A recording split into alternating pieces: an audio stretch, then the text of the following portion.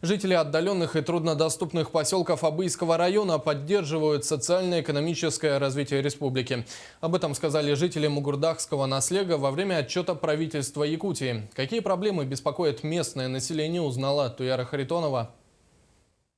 Село Сайганах находится в 170 километрах от Белой горы, и добраться сюда можно лишь по автозимнику. В первую очередь жители целенаправленно ставят вопрос по теплоснабжению. Вопрос бесперебойного обеспечения наслега теплом поднимался не раз. Постепенно он стал решаться. Года 2 назад здесь была построена новая модульная котельная. Сегодня 4 котла постоянно находятся в работе. Нехватки в топливе тоже нет. Дровами проблема, поэтому я сам 20 год работаю с лишним, а там дрова топлю точно. Топливо у нас завезли, все, в этом году полностью завезут.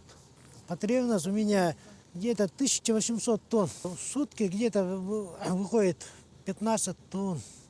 О необходимости подключить оставшиеся дома к центральному отоплению, коих в поселке осталось порядка 30, говорят практически все жители. Алексей Колодезников обещал рассмотреть предложение, к тому же посоветовал соответствующим образом оформлять жилье в собственность. Особых проблем не отметили и в дизельной электростанции поселка. Здесь установили новый дизель Каменский на 225 киловатт. Экономичный по расходу топлива. По инвестпрограмме Сахаэнерго планируется в 2017 году строительство новой модульной электростанции.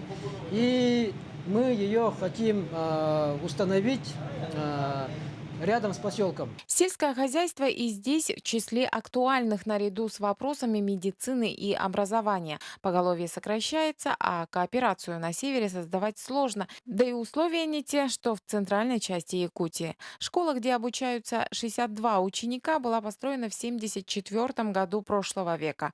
Сегодня это одно из самых светлых и теплых зданий в поселке, как и клуб и местная столовая. Все вопросы и предложения рабочей группой учтены. Жители положительно оценили работу руководства и правительства в 2014 году.